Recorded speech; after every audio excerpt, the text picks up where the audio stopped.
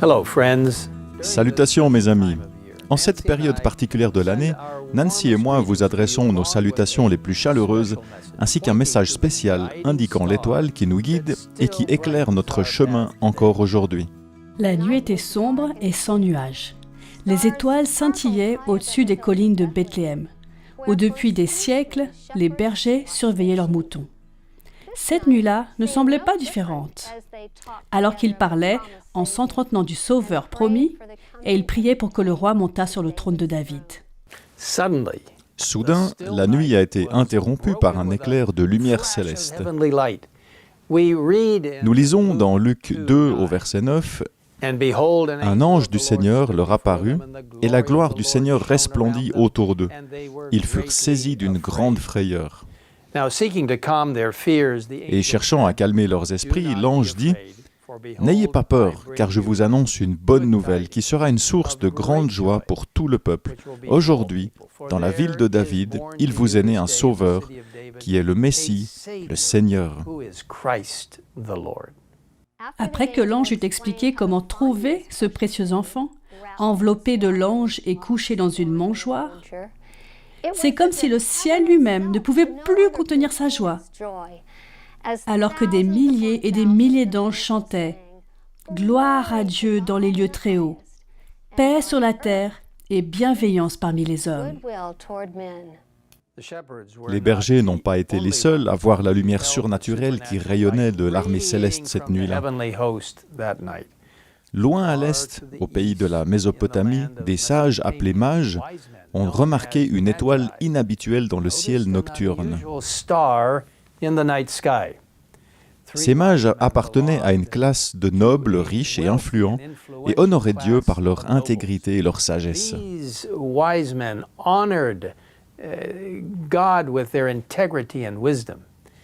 Ellen White nous dit, en scrutant le ciel étoilé pour y découvrir le mystère caché dans ces sentiers lumineux, ces mages contemplaient la gloire du Créateur.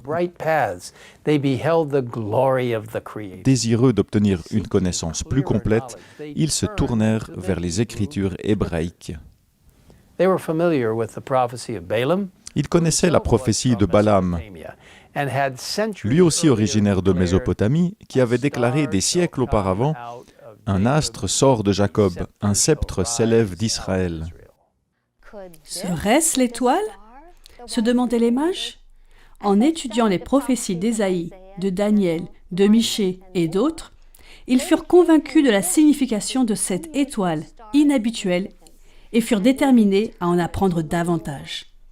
Ellen White explique que les mages avaient reçu avec empressement la lumière de la vérité envoyée par le ciel. Maintenant, cette lumière brillait à leurs yeux d'un éclat plus vif. Des songes les poussèrent à la recherche du prince nouveau-né. Avec des cadeaux précieux dans leurs mains, les sages montèrent sur leurs chameaux et suivirent l'étoile mystérieuse. Voyageant de nuit, ils se rappelaient mutuellement ce qu'ils avaient étudié, et à chaque étape, aux heures de repos, ils faisaient une nouvelle étude des prophéties et se convainquaient toujours davantage de la direction d'en haut. L'étoile leur servait de signe extérieur. Ils avaient le témoignage intérieur du Saint-Esprit influençant leur cœur et leur communiquant l'espérance. Après avoir voyagé pendant plusieurs semaines, les mages arrivèrent à Jérusalem. Ils demandèrent avec empressement « Où est le roi des Juifs qui vient de naître ?» En effet, nous avons vu son étoile en Orient et nous sommes venus pour l'adorer. Mais à leur grande surprise, leurs questions ont été accueillies avec crainte et étonnement. Personne ne semblait avoir conscience de l'existence du roi nouveau-né. Même les chefs religieux étaient incapables de donner des réponses. Au lieu d'accueillir les questions de ces visiteurs venus d'Orient, les prêtres se sont contentés de réitérer leurs traditions de longue date, se détournant avec mépris du fait que les païens pouvaient prétendre comprendre les Écritures hébraïques mieux qu'eux. Très vite, la nouvelle parvient au palais d'Hérode et les mages sont invités à rencontrer le roi jaloux. « Allez prendre des informations exactes sur le petit enfant, » dit Hérode avec ruse. « Et quand vous l'aurez trouvé, faites-le moi savoir, afin que j'aille moi aussi l'adorer. » Après avoir quitté le palais quelque peu découragés, les mages retrouvèrent le moral à la vue de l'étoile. Avec ardeur, ils suivirent cette lumière qui les guida vers l'enfant Jésus. Grâce à leur étude des prophéties bibliques et à la perspicacité du Saint-Esprit, ces hommes regardèrent au-delà des humbles apparences et reconnurent en Jésus la présence de la divinité. Ils lui donnèrent leur cœur comme à leur sauveur et lui présentèrent des dons. Vous voyez, mes amis, aujourd'hui nous avons encore la lumière des prophéties bibliques. L'apôtre Pierre nous l'assure comme suit. Nous considérons comme d'autant plus certaine la parole des prophètes. Vous faites bien de lui prêter attention comme à une lampe qui brille dans un lieu obscur, jusqu'à ce que le jour commence à poindre et que l'étoile du matin se lève dans votre cœur. Et pourtant, aujourd'hui, tout comme à l'époque du Christ, certains doutent de son retour imminent. Où est la promesse de son retour ? Demande-t-il en se moquant. En effet, depuis que nos ancêtres sont morts, tout reste dans le même état qu'au début de la création. Mais ils sont délibérément ignorants, ne reconnaissant pas que son retour est proche, qu'il est à la porte. De nos jours, les hommes et les femmes sages étudient les prophéties. Ces écrits inspirés révèlent le passé, le présent et l'avenir. En voyant leur réalisation exacte dans le passé, nous pouvons être certains que ce qui doit encore être se produira exactement comme les prophéties l'ont annoncé.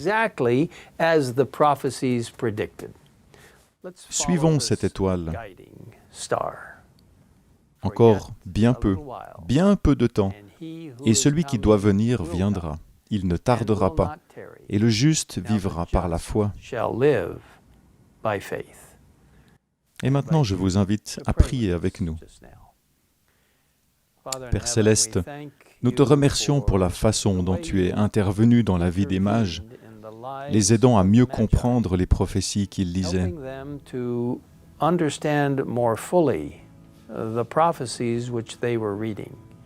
Nous savons aussi qu'aujourd'hui, tu nous demandes d'être des individus sages, de comprendre ce que nous lisons, non seulement par nos propres efforts, mais surtout en nous laissant guider par le Saint-Esprit dans notre recherche, dans notre étude de la sainte parole de Dieu. Aide-nous à comprendre que Jésus reviendra bientôt, pour la deuxième fois, et qu'il nous amènera là où nous pourrons nous asseoir à ses pieds, et qu'il partagera avec nous des paroles de vérité, tout comme il l'a fait à travers les Écritures, des paroles que nous allons maintenant entendre de ses propres lèvres. Alors Seigneur, guide-nous dans tous les domaines, aide-nous à être sages, non pas par nos propres forces, mais en nous reposant entièrement sur toi. Et nous te remercions de nous avoir écoutés. Au nom de Jésus. Amen. Amen.